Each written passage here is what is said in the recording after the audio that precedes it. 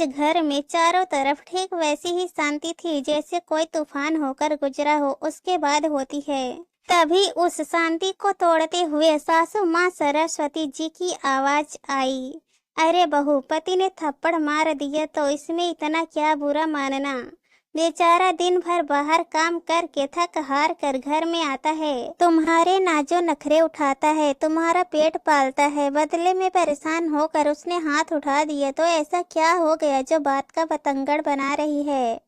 सरस्वती जी जोर जोर से अपनी बहू को डांटते हुए बोली, अब भाभी आपका रोना धोना हो गया हो तो फटाफट से खाना लगा दो। यहाँ हम सबको भूख लग रही है, अगर खाना टाइम पर नहीं परोसा तो भैया दोबारा आपकी अच्छी खासी धुलाई कर देगा, फिर ना कहना कि हमने समझाया नहीं था। एक तो गलती आप करो और इल्जाम पति पर लगा दो। ननद रूही बीच में ही बोल पड़ी, लेकिन बहू सुनैना अपनी जगह से खड़ी नहीं हुई।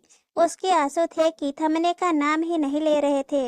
उसे रोता हुआ देखकर सरस्वती जी बोली, बहू, इतनी कोमल काया वाली बनने की जरूरत नहीं है, फटाफट उठो और खाना तैयार करो। खाना मैं और रूही खुद ही परोस लेंगे, कहती हुई सरस्वती जी रसोई के बाहर निकल गई। अब उठ भी जाइए, क्या नाटक लगा रखा है, अब तो मम्मी ने मुझे भी आपके साथ काम पर लगा दिया, फटाफट खाना बनाओ, जो जल्दी से अपने और मम्मी के लिए खाना परोस कर ले जाऊं, कहती हुई ननद रूही भी कमरे के बाहर आ गई और रसोई में रह गई सिर्फ सुनैना। अपने चिथड़े चिथड़े हो चुके स्वाभिमान को समेट कर जैसे तैसे वो खड़ी हुई। उसे समझ में ही नहीं आ रहा था कि वो करे क्या। उसने कभी भी घर का माहौल ऐसा नहीं देखा था। मायके में माँ भाभी सब थे, बस पिता नहीं थे, पर फिर भी घर में काफी शांति रहती थी। भाई भाभी का पूरा सम्मान करते थे, पर पति का ये रूप भी होता है ये तो उसने कभी सोचा भी नहीं था और ना ही अपनी रिश्तेदारी में कहीं देखा था।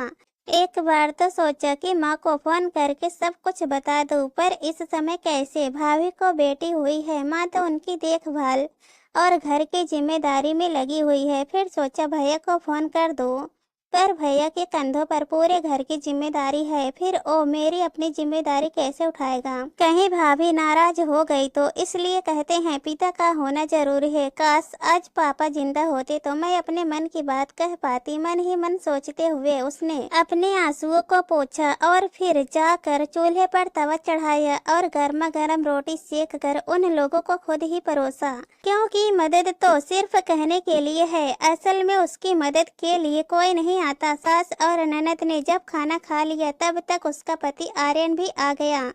सरस्वती जी ने इशारे से आर्यन के लिए भी खाना लगाने को कहा तो सुनैना आर्यन के लिए खाना परोस कर ले आई। आर्यन ने अभी एक निवाला खाया ही था कि अचानक थाली को उठाकर उसने जोर से दरवाजे की तरफ फेंका और जोर से चिल्लाया, ये क्या खाना बनाया है तूने? 1 महीना हो गया शादी को, लेकिन अभी तक खाना बनाना नहीं आया तुझे?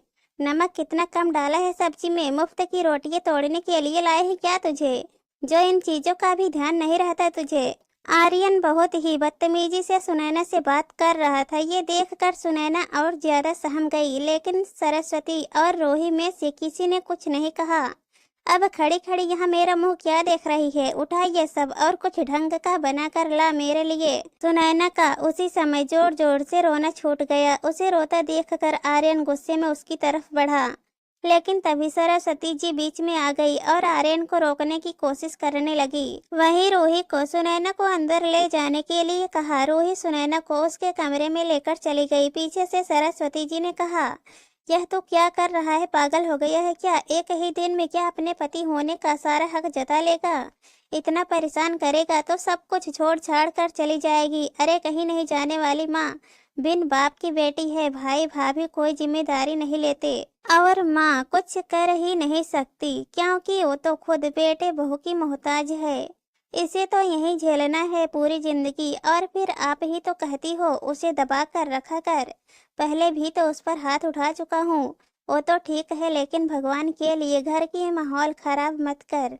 तुझे जो करना है अपने कमरे में कर, यहाँ सबके सामने उस पर हाथ उठाने की जरूरत नहीं है। तुझे कुछ और ही खाना है तो बाहर से मंगा ले या फिर बाहर जाकर किसी होटल रेस्टोरेंट में खाकर आ जा। आज के लिए इतना ही काफी है। इतने हाथ पैर मत चला, कहीं उसके हाथ पैर टूट गए तो सारा घर का काम हमें ही करना पड़ जाएगा और फिर उसकी सेवा कौन करेगा। चल जाए यहाँ से। आखिर सरस्वती जी के डांटने पर आर्यन घर के बाहर निकल गया। इधर रूही सुनैना को उसके कमरे में छोड़कर सरस्वती जी के पास आ गई तो सरस्वती जी ने कहा, क्या हुआ? वो चुप हो गई। नहीं, पर रो धो कर खुद ही चुप हो जाएगी। अब मुझसे और ड्रामा नहीं देखा जा रहा है। मैं अपने कमरे में आराम करने जा रही हूँ, कहकर रूही अपने कमरे में चली गई। इधर सरस्वती जी ने घर का दरवाजा बंद कर उस फेंकी हुई थाली को उठाया और फिर बिखरा हुआ खाना समेट कर रसोई में रखने चली गई। फिर सुनैना के पास आकर बोली, बहू आर्यन की बात को दिल पर मत लगा, उसका गुस्सा थोड़ा तेज है। अब 3 महीने की शादी में तुझे ये तो अच्छे से पता चल ही चुका है, फिर क्यों ऐसा काम करती है कि वो तुझ पर हाथ उठाए। उसकी पसंद नापसंद के अनुरूप खुद को ढाल, ना कि ऐसी रोनी सूरत लेकर उसके सामने आ। पत्नी को पति के अनुरूप ढल जाना चाहिए। देखा नहीं तेरे रोते ही उसे कितना गुस्सा आ गया। सरस्वती जी की बात सुनकर सुनैना एक नजर उनकी तरफ देखा, जैसे कह रही हो कि मैंने ऐसा कौन सा काम कर दिया जो मुझ पर हाथ उठाया जा रहा है, और बजाय अपने बेटे को समझाने के आप मुझे ही समझा रही हैं। लेकिन उसके मुंह से एक बोल तक ना फूटा। तभी सरस्वती जी बोली, अब अपने आंसू पोंछो और खाना खा लो और रसोई की साफ सफाई कर देना। मैं जा रही हूँ आराम करने। सरस्वती जी तो अपनी बात कहकर अपने कमरे में आराम करने चली गई। पीछे सुनैना सोचती रह गई कि आखिर कैसा परिवार है ये। सच कहा है किसी ने कि औरत ही औरत की दुश्मन होती है। सब मुझे ही समझा रहे हैं, पर ऐसा नहीं कि अपने बेटे को तो समझा ले।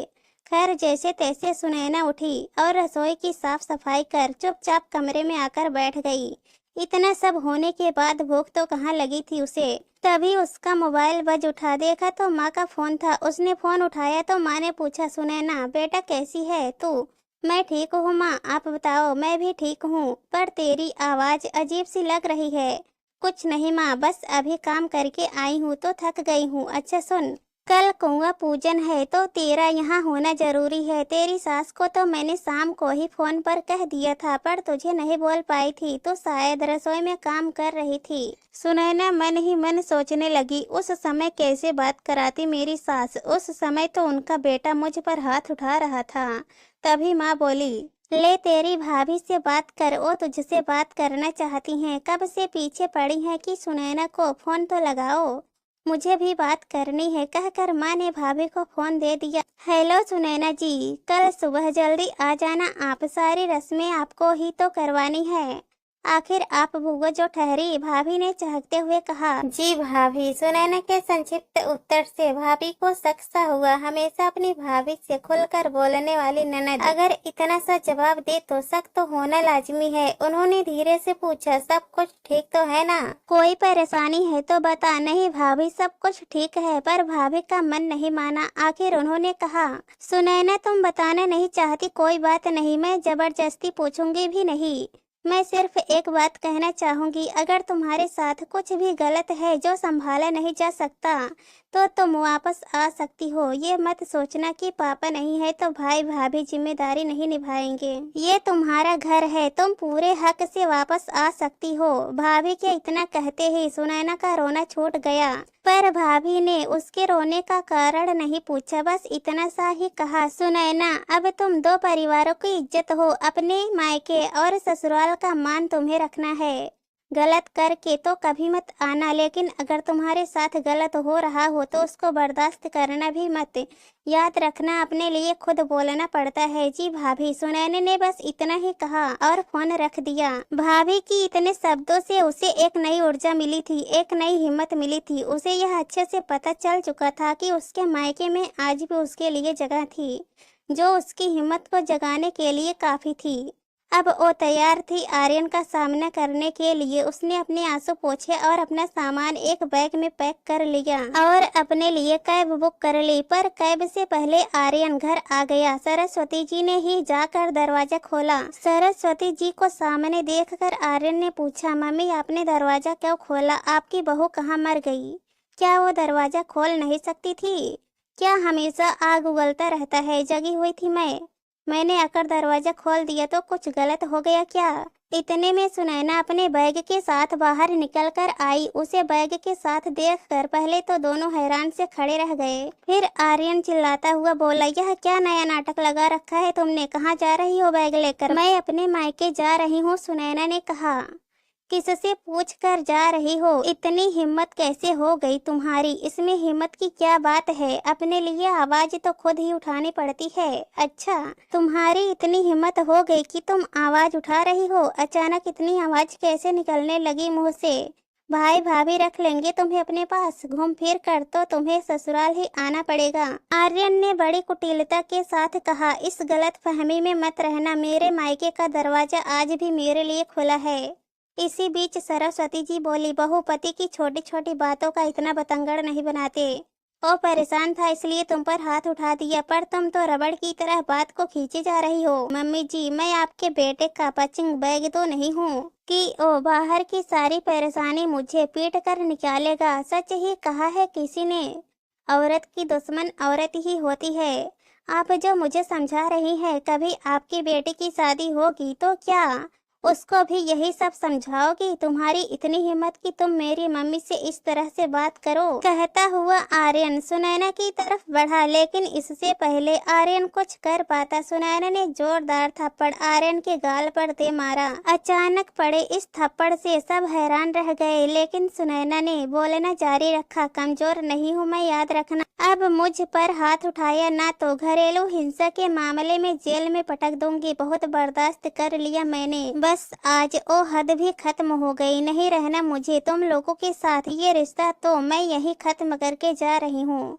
कहकर सुनैना घर के बाहर निकल गई। इतने में कैब भी आ गई तो वो अपने मायके रवाना हो गई। लेकिन मायके पहुंचने के पहले ही सुनैना ने आर्यन के खिलाफ घरेलू हिंसा का केस कर दिया। घरेलू हिंसा के कारण आर्यन को जेल हुई और उसके आधार पर ही सुनैना को तलाक आसानी से मिल गया। आज सुनैना अपने पैरों पर खड़ी है। भैया भाभी ने अच्छा सा रिश्ता देखकर उसका दूसरा विवाह कर दिया, जहां वो खुश है और सम्मान पूर्वक अपनी जिंदगी जी रही है। दोस्तों, इस कहानी पर आप लोगों की क्या राय है कमेंट में जरूर बताना, और अगर कहानी पसंद आए तो हमारे चैनल को सब्सक्राइब कर देना। कहानी सुनने के लिए बहुत बहुत धन्यवाद।